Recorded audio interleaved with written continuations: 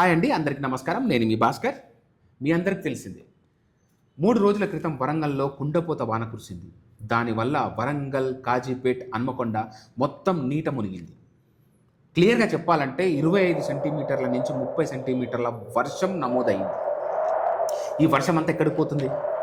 Already 2000కు పైగా చెరువులుండే ఈ హన్మకొండ, వరంగల్, కాజీపేట చుట్టుపక్కల మొత్తం ఇప్పుడు ఎన్ని చెరువులు ఉన్నాయి? ఎప్పుడో కాకతీయులు తవ్వించిన చెరువులు. ఫర్ ఎగ్జాంపుల్ చెప్పాలంటే 100 ఎకరాలకి విస్తీర్ణంలో ఉన్న చెరువుని 30 ఎకరాలు కబ్జా చేశారు. 42 ఎకరాల చెరువు ఉన్నదాన్ని 10 ఎకరాలు కబ్జా చేశారు. కబ్జా చేయడమే కాకుండా అర్బన్ ప్లానింగ్ అనే పేరుతోటి ఆ ల్యాండ్ని రిజిస్ట్రేషన్ చేసి వెంచర్లు చేసి అక్కడ ఇల్లు కట్టుకొని ఉండడం జరిగింది. అంతేకాకుండా ఈ సీసీ రోడ్లు కావచ్చు, ఈ రోడ్ల నిర్మాణం కావచ్చు, కన్స్ట్రక్షన్ కావచ్చు, డ్రైనేజ్ ప్రాపర్గా లేకపోవడం కావచ్చు, 1,00,000 సమస్యలు, డిఫారెస్టేషన్, వీటన్నిటి వల్ల ఈరోజు ఈ 3 సిటీస్లోని చాలా కాలనీలు నీట మునిగాయి. ప్రాణాలు అరచేతిలో పెట్టుకొని బిక్కుమంటూ బతికారు ఆ రోజు వర్షం తగ్గేంత వరకు. ఇలాంటి సమస్య మనకేనా, ప్రపంచం మొత్తం ఉందా అంటే ప్రపంచం మొత్తం ఉంది అని చెప్పాలి. ఆగస్ట్ 21 ఈ మాన్సూన్ సీజన్లో జమ్మూ అండ్ కాశ్మీర్లో మించుమించు 150 మంది ప్రాణాలు కోల్పోయారు ఈ ఫ్లాష్ ఫ్లడ్స్ వల్ల. కొండ చర్యలు విరిగిపడడం, దాంతోపాటు ఇల్లులు వాటర్లో కొట్టుకుపోవడము, జన నష్టము, ఆస్తి నష్టము చాలా జరిగింది. హిమాచల్ ప్రదేశ్ అక్కడ కూడా ఇంచుమించు ఒక 300-400 ప్రాణాల వరకు పోవడం జరిగింది. అసలు విపరీతమైన ఫ్లడ్స్, క్లౌడ్ ఉన్నట్టుండి బర్స్ట్ అయిపోతుంది. కుండపోత వాన ఒకటే దగ్గర కురిపిస్తుంది. దాని ద్వారా కొండ చర్యలు విరిగిపడడం, అక్కడ ఇల్లులు కూడా కొండల పక్కకి లేకపోతే కొండల మీద కట్టుకోవడం వల్ల అవి కూడా జారి అందులో ఉన్న జన నష్టం కావచ్చు, ఆస్తి నష్టం కావచ్చు, చాలా జరిగింది. ప్రపంచం మొత్తం, మన భారతదేశంలో మాత్రమే కాదు, ప్రపంచం మొత్తం ఇదే దుస్థితి. అంతెందుకు చైనాలో మనకి చెప్పరు కానీ ప్రపంచంలోకెల్లా అతి పెద్ద భారీ నష్టం ఎక్కడైనా జరిగిందంటే చైనాలో. కార్లు కొట్టుకుపోవడము, అక్కడనే కాదు, మొత్తం ప్రపంచం మొత్తం ఇదే పరిస్థితి. అమెరికాలో కావచ్చు, ఆస్ట్రేలియా కావచ్చు, యు నేమ్ ఎనీ. అసలు ఎందుకు వస్తున్నాయి? అయితే అతివృష్టి లేకపోతే అనావృష్టి. సింపుల్గా చెప్పాలంటే ఈ అర్బన్ ప్లానింగ్, ఈ డిఫారెస్టేషన్ వల్ల కొన్ని రోజుల తర్వాత అసలు ఎక్కడెక్కడైతే ఈ అర్బన్ ప్లేసెస్ ఉన్నాయో అక్కడ డ్రాట్ కాబోతుంది. వాటరే దొరకడం కష్టం. ఇప్పుడు కుండపోతగా ఇలా వర్షం కురిసిన తర్వాత డ్రాట్ అడగొచ్చు. This is all because of global warming కారణం అనమాట. అది 1880లో ఇండస్ట్రియలైజేషన్ కాక ముందుకు ఈ గ్లోబల్ వార్మింగ్ అనేదే లేదు. అండ్ 80 నుంచి తీసుకుంటే ఇప్పుడు 2025 వరకు అంటే ఏంటి, ఓన్లీ 1 డిగ్రీ సెంటీగ్రేడ్ పెరిగితేనే ఇది పరిస్థితి. అంటే ఏంటి, ఇప్పుడు 1.6% అయింది అది అప్పటికి ఇప్పటికి. అంటే ఒక్కసారి ఆలోచించుకోండి, 0.5%, 0.6% నుంచి 1% నుంచి అలా పెరుగుతూ 1.6 అయింది. 2% దాకా అయ్యిందో ప్రపంచం దేవుడే కాపాడాలి ఇంకా. సో ఇది ఫ్రెండ్స్, ఒక 1% పెరిగితే ఇంత విపరీతంగా ఉంటుందా అంటే ఎస్ అని చెప్పాలి. సో ఈ గ్లోబల్ వార్మింగ్కి కారణాలు ఏంటి అంటే 1,00,000 కారణాలు ఉన్నాయి. గ్లోబల్ వార్మింగ్ వల్ల ప్రపంచమే అంతం కాకపోతుంది. ఎలా అంటే 1.6 డిగ్రీ సెల్సియస్ ఉన్నప్పుడే ఇంత విపరీతంగా ఉంటే అది 2కి చేరితే పరిస్థితి ఏంది? 2015లో అనుకుంటా ఇటలీకి సంబంధించి ఒక దగ్గర ఒక ఒప్పందం చేసి సైన్లు చేసుకోవడం జరిగింది. ఏంటి అంటే 2030 నాటికి 1.5 లోపట్నే ఉండాలి, అది దాటకూడదు అని. అండ్ ఇప్పుడు ఆల్రెడీ అది క్రాస్ చేసి 1.6 డిగ్రీ సెల్సియస్ దాటిపోయింది.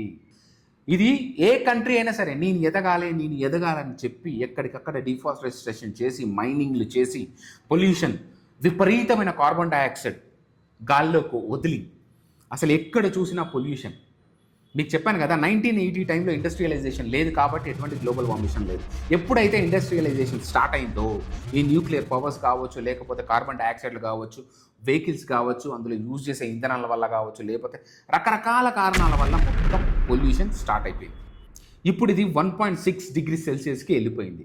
2030 నాటికి ఒకవేళ 2 డిగ్రీ సెల్సియస్ కనుక ఇది దాటినట్టయితే ప్రపంచ మనుగడ ప్రశ్నార్థకం. మనిషి ఎంత స్వార్థపరుడు అంటే తన అవసరాల కోసం, తన ఎంటర్టైన్మెంట్ కోసం, తన లగ్జరీ లైఫ్ కోసం ప్రపంచాన్ని బలిపెడుతున్నాడు. మనిషికి మాత్రమే హక్కు లేదు, జంతువులకి, చెట్లకి, వీటన్నిటికీ హక్కు ఉంది. వీటిని కూడా మనతో పాటు నాశనం చేస్తున్నాం. ఫర్ ఎగ్జాంపుల్ చెప్పాలంటే ప్రపంచానికి, దేశానికి ఏదో సేవ చేస్తున్నట్టు బిల్డప్ ఇస్తారు. మళ్ళీ తెలియకుండానే వెనకాల మైనింగ్ అనే పేరుతోటి, లేకపోతే డెవలప్మెంట్ అనే పేరుతోటి, మినరల్స్ కావచ్చు, లేకపోతే ఐరన్ ఓర్స్ కావచ్చు, మైనింగ్ పేరుతోటి మొత్తం పీల్చి పిప్పి చేయడం జరుగుతుంది. చైనా అంత దారుణమైన పొజిషన్లో ఉండడానికి కారణం ఆ కంట్రీలో విపరీతమైన డిఫారెస్టేషన్ అండ్ మైనింగ్ పేరుతోటి మొత్తం కొండ చర్యలు కావచ్చు, భూమిని మొత్తం పీల్చి పారేశారు. ఇండియాలో కూడా అదే పరిస్థితి. ఇండియా సెకండ్ ప్లేస్లో, థర్డ్ ప్లేస్లో ఉంది పొల్యూషన్లో. Just imagine. సో ఎంత డెవలప్మెంట్ అవుతున్నామో లైఫ్ స్పాన్ తగ్గిపోతుందనే చెప్పాలి. 56 సెంటీమీటర్స్ సీ లెవెల్ పెరగబోతుంది. సింపుల్గా చెప్పాలంటే కొన్ని కంట్రీసే మాయం కాబోతున్నాయి అన్న విషయం ఎంతమందికి తెలుసు? ఎంతసేపు నా కంట్రీ ఎదగాలి, నీ కంట్రీ ఎదగాలని ప్రపంచంలో కొట్టుకొని చస్తున్నారే తప్ప దీని గురించి ఎవ్వడూ ఆలోచించట్లేదు. మనం కొట్టుకునే లోపే ప్రపంచాన్ని మొత్తం ఈ నేచర్ మొత్తం కప్పేస్తుంది. ఈ నేచర్ మొత్తం రివెంజ్ తీసుకోబోతుంది మన మీద. ఎందుకంటే మనం నేచర్ని నేచర్లా కాకుండా ఒక లగ్జరీ ఐటెం లాగా మిస్యూజ్ చేసి ఆగం చేస్తున్నాం కదా. దానివల్ల గ్లోబల్ వార్మింగ్ తగ్గిద్దామన్న ఒక కాజ్ తోటి ప్రపంచంలో కొన్ని కంట్రీస్ అనమాట. For example you name anything, యుఎన్ఓలో కొన్ని కంట్రీస్ ఉంటాయి కదా, ఆ కంట్రీస్ కావచ్చు, లేకపోతే కొన్ని సంస్థలు కావచ్చు, అవి ఏం చేశాయంటే అంటార్క్టికా అనే కాంటినెంట్ మొత్తం ఐస్తో నిండిపోయింది కదా. సో ఈ ఐస్ మొత్తం కరిగిపోయి ఈ గ్లేషియర్స్ కరగడం వల్ల ఈ ఫ్లడ్స్ కావచ్చు, లేకపోతే సీ లెవెల్ పెరగడం ద్వారా కొన్ని కంట్రీస్ మునగబోతున్నాయి. దీన్ని ఎలా ఆపాలి? ఫర్ ఎగ్జాంపుల్ మీకు చెప్పాలంటే డెన్మార్క్ లాంటి కంట్రీస్లో కొన్ని ప్లేసెస్ మునిగిపోయాయి ఈ సముద్రం లెవెల్, సీ లెవెల్ పెరిగి. బ్యాంకాక్లో కొన్ని ప్లేసెస్ కూడా సీ లెవెల్ పెరిగిపోవడం వల్ల కొన్ని విలేజెస్ మునిగిపోయాయి వాటర్లో. కొంతమంది ఇంకా వాటర్లోనే బతకడం జరుగుతున్నారు. ఆమ్స్టర్డామ్, అంతేకాకుండా యూఎస్లో కొన్ని కంట్రీస్ అనమాట.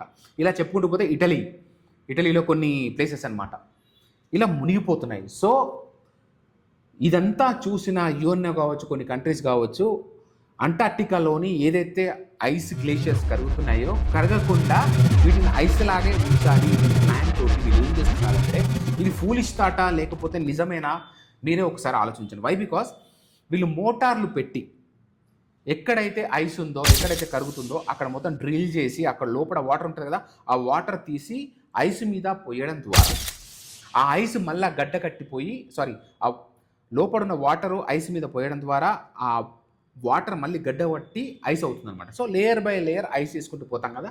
సో దీని ద్వారా మనం దీన్ని గ్లోబల్ వార్మింగ్ ఎంతో కొంత తగ్గించవచ్చు అన్న ప్లాన్ తోటి వీళ్ళు ఉన్నారే తప్ప, ఇంత టెక్నాలజీ, ఇంత ఎఫిషియన్సీ, సైన్స్ మనకు ఉన్నాక కూడా వీళ్ళు ఇంత చిన్న ఆలోచన ఎలా చేస్తారని నాకు అర్థం కాలేదు. వై? బికాస్ మీరు ఒక్కసారి ఆలోచించండి, నువ్వు ఎంత ఐస్ని బిల్డప్ చేసినా గ్లోబల్ వార్మింగ్ పెరుగుతున్నప్పుడు అదే రకంగా కరుగుతూ వస్తుంది కదా.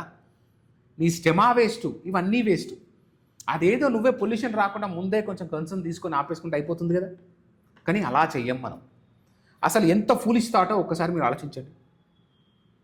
ఎక్కడ అంటార్క్టికా అండి, ఎంత పెద్దగా ఉంటుంది, ఎంత పెద్దగా ఉంటుందండి ప్లేస్, గ్రీన్లాండ్ అండ్ ప్లేసెస్ కావచ్చు, ఎక్కడైనా కావచ్చు, ఐస్ గ్లేషియర్స్ తగలకుండా. మనం హిమాలయాస్నే చేయలేకపోతున్నాం. ఇండియాతో పోల్చుకుంటే ఇండియా ఒక 3-4 రెట్లు ఉంటుంది అది. వీళ్ళందరూ ఈ మోటార్లు ఎక్కడికి పట్టుకొని వెళ్తారు, ఎక్కడి నుంచి వాటర్తో ఏదైనా ఐస్ వేస్తారు, ఒకవేళ వీళ్ళు చేయగలుగుతారా అంత ప్లేస్ని? సరే చేస్తారు, ఓకే. చేసిన తర్వాత ఆ గ్లోబల్ వార్మింగ్ అనేది తగ్గకుండా ఉంటుందా? మీరు చెప్పండి. ఆల్రెడీ 1.6% ఉంటేనే ఇది పరిస్థితి. అది 2 డిగ్రీ సెల్సియస్ దాటిందంటే ఎవడూ ఆపలేడు. సో సింపుల్గా చెప్పాలంటే ఈ ఆలోచన చూస్తుంటే నాకు ఏమనిపించిందంటే, తన కూర్చున్న చెట్టు కొమ్మని తనే కోసుకుంటున్నాడు. ఇంతకంటే ఫూలిష్ మనిషి ప్రపంచంలో ఇంకోటి లేడు. నాకు ఒక చిన్నటి గుర్తుకొస్తుంది. ఏంటి అంటే, ఒక పెద్ద అడవిలో మేకలు ఉన్నాయి. మేకలు ఆకలి ఎక్కువ, ఆకులు మొత్తం తినేయడం ద్వారా డిఫారెస్టేషన్ అయిపోతుంది. అప్పుడు మేకల్ని కంట్రోల్ చేయడం కోసం పులిని పంపించారు. పులిని పంపిస్తే ఆ పులి మొత్తం ఆ మేకలను తిని దాని ద్వారా ఒక ఎకలాజికల్ బ్యాలెన్స్ని చేసింది. ఇంబ్యాలెన్స్ ఉన్నదాన్ని బ్యాలెన్స్ చేసింది. ఇప్పుడు ఇక్కడ మేక అంటే మనిషి ఆశ, అత్యాశ, దాని ద్వారా ఈ అడవిని మొత్తం డిఫారెస్టేషన్, భూమిని మొత్తం తినేస్తున్నాడు. ఇప్పుడు దీని ఇంబ్యాలెన్స్ ఉన్నదాన్ని బ్యాలెన్స్ చేయాలంటే ప్రకృతి ఏం చేస్తుంది? ఖచ్చితంగా మనని కబలిస్తుంది. సో కొంచెం ముందు చూపుతోటి మనమే వ్యవహరిస్తే సరిపోతుంది. అంతే తప్ప తలకమాసిన ఆలోచనలతోటి ఏవేవో ఇలాంటి ప్లాన్స్ చేయడం కంటే, ఈ ప్రపంచాలు నేను గొప్ప అని కొట్టుకొని ఫైనల్గా మనం ఉండడానికి ప్లేస్ లేకుండా మనం చేసుకుంటున్నాం. సో ఇది ఫ్రెండ్స్, మీరు ఒక్కసారి ఆలోచించండి. వై? బికాస్ మీరు చూస్తూనే ఉంటారు, ఖచ్చితంగా ఒకప్పుడు 40 డిగ్రీ సెంటీగ్రేడ్ ఎండాకాలంలో ఎండలంటే మనం ఆశ్చర్యపోయే వాళ్ళం. అలాంటిది ఇప్పుడు 60 డిగ్రీ సెల్సియస్ దాటింది. హైదరాబాద్లో కావచ్చు, ఇండియాలోని కొన్ని ప్లేసెస్. అతివృష్టి, అనావృష్టి. ఇప్పుడు ఇంత అతివృష్టి ఉందా, సడన్గా ఉన్నటువంటి మొత్తం డ్రాట్ అయిపోతే మనం ఏం చేయగలుగుతాం? మన టెక్నాలజీ ఎక్కడ దాకా వెళ్ళిందంటే ఢిల్లీ మొత్తం పొల్యూషన్లో మునిగిపోయింది. మీ అందరికీ తెలిసిందే. దాన్ని ప్లేన్స్ సహాయంతో కొన్ని కెమికల్స్ డ్రాప్ చేయడం ద్వారా వర్షం వచ్చి ఆ కెమికల్ మొత్తం కింద పడిపోయింది. సో మొత్తం క్లీన్ అయిపోయిందని మనం అనుకుంటున్నాం. మరి క్లీన్ అయిపోయిన ఆ పొల్యూషన్ ఎక్కడికి వెళ్ళింది? కింద గ్రౌండ్ లేకే కదా వెళ్ళింది. ఫైనల్గా అది ఏం చేస్తుంది? ఒక్కసారి ఆలోచించండి ఫ్రెండ్స్. ఈ గ్రౌండ్ వాటర్ కావచ్చు, ఇంతగానం పడుతుంది కదా, మనం దాన్ని స్టోర్ చేయగలుగుతున్నామా? స్టోర్ చేయలేకపోతున్నాం కదా, మొత్తం సముద్రంలోకి వాటర్ కలిసిపోతుంది. ఇలా స్టోర్ చేయలేనప్పుడు డ్రాట్ రాకపోతే ఏమొస్తుంది? సో ఇది ఫ్రెండ్స్, మనిషి చేసే తప్పిదాలు మాత్రమే ఇవి, మ్యాన్ మేడ్ థింగ్స్ ఇవన్నీ. ఫర్ ఎగ్జాంపుల్ చెప్పాలంటే, ఒక హైవే వేస్తున్నప్పుడు చుట్టుపక్కల కొండ చర్యలు నీట్గా వాటిని కన్స్ట్రక్ట్ చేసి వాటిని స్టాప్ చేయడమో లేకపోతే దానికి ఏదో ఒక హర్డిల్ పెట్టాలి. వీళ్ళు ఏం చేస్తున్నారు? వీడు మట్టుకు వీడు రోడ్ వేసేసి వెళ్ళిపోతాడు. చెప్పాలంటే పెద్ద పెద్ద హైవేస్ పక్కన కొండ చర్యలు అవి ఉంటాయి కదా, వాటిని పట్టించుకోడు. ఇలాంటి ఫ్లడ్స్ వచ్చినప్పుడు ఇరిగి పడిపోవడం, అక్కడే ఇల్లులు కట్టుకోవడం వల్ల లేకపోతే షాప్స్ ఉండడం వల్ల వాళ్ళు కూడా ఎఫెక్ట్ అవ్వడం జరుగుతుంది. సో ఇంజనీర్స్ తప్పిదాలు ఉన్నాయి, అట్ ద సేమ్ టైం మనిషి తప్పిదాలు మాత్రం ఖచ్చితంగా ఉన్నది. దీనికి సొల్యూషన్ ఏంటి అని అడిగితే, దీనికి సొల్యూషన్ మనిషి ఇవ్వలేడు. దీనికి సొల్యూషన్ మనిషి ఇవ్వాలనుకున్నా కూడా మనిషిలోని కరప్షన్, మనిషిలోని ఆశ, మనిషిలోని కోరిక బతుకున్నంత వరకు కాదు. కేవలం ఇది ప్రకృతి మాత్రమే చేయగలుగుతుంది. ఎలా చేయగలుగుతుందంటే, ప్రకృతి విలయ తాండవం చేసి మనం కొండలు, గుట్టలు, మైనింగ్, గ్రైనేట్ పేరుతో మొత్తం ఇంబ్యాలెన్స్ చేస్తున్నాం కదా, ఫైనల్గా ఎప్పుడైనా వాటరే బ్యాలెన్స్ చేయాలి. ఆ మెల్ట్ అయిపోయింది మొత్తం, ఏమవుతుంది? ఫైనల్గా ఆ వాటర్లో ప్రళయం. సింపుల్గా చెప్పాలంటే వాటర్ ప్రళయం వచ్చింది అనుకోండి, మొత్తం ఇప్పుడు మీరు సింపుల్గా చెప్పాలంటే ఒక ప్లేట్లో వాటర్ తీసుకొని పోసి ఇలా వేయండి, లోపల మట్టి వేయండి, ఆ వాటర్ అనేది మొత్తం లెవెల్ చేసి పడేస్తుంది. సో ప్రకృతి కూడా సింపుల్గా చెప్పాలంటే తను బ్యాలెన్స్ చేయడం కోసం ఇప్పుడు ఉన్న ఇంబ్యాలెన్స్ని క్లియర్ చేయాలంటే ఖచ్చితంగా ఇది ఏదో ఒక రోజు పెద్ద డిస్ట్రక్షన్ జరగబోతుంది. అన్లెస్ అంటిల్ మనం ఈ అర్బన్ ప్లానింగ్ అనే డిఫారెస్ట్రేషన్ ఆపనంత వరకు. ఒకప్పుడు ఎన్ని పక్షులు, ఎన్ని పశువులు, ఇంత సంపద, యానిమల్ సంపద ఈ భూమి మీద ఉండే, ఇప్పుడు ఎంత ఉంది? ఫైనల్గా వీటన్నిటిని తిండి పేరుతో తినడమో లేకపోతే లగ్జరీస్ పేరుతో చంపడమో, ఎంటర్టైన్మెంట్ పేరుతో హంటింగ్ చేయడమో, ఇలా మనుషులు జంతువులు పోయాయి, పక్షులు పోయాయి, ఇప్పుడు ల్యాండ్ దాకా వచ్చింది. సో ప్లీజ్ ఒక్కసారి సూక్ష్మంగా గమనించండి, మీరు కరెక్ట్గా చూడండి, మీకు క్లియర్గా అర్థమవుతుంది. అండ్ ఇంత అయినా కూడా can you stop this? Nobody can stop this, only nature can stop this. ఎలా స్టాప్ చేస్తుంది నేచర్? డిస్ట్రక్షన్తో మాత్రమే పాసిబిలిటీ ఉంటుంది. సో ఇది ఫ్రెండ్స్, ఎంతో మేధాశక్తి కల మనిషి చేసే తప్పులు, దీని ద్వారా మన కొమ్మని మనమే నరుక్కోవడం జరుగుతుంది. సింపుల్గా చెప్పాలంటే మనని మనమే తగలబెట్టుకుంటున్నాం. సో ఇది ఫ్రెండ్స్, నేను ఉన్నది ఫ్యాక్ట్స్ మాట్లాడాను, మీకు నచ్చిందని అనుకుంటున్నాను ఈ episode. Thank you so much. ఉంటాను. Until then, bye bye.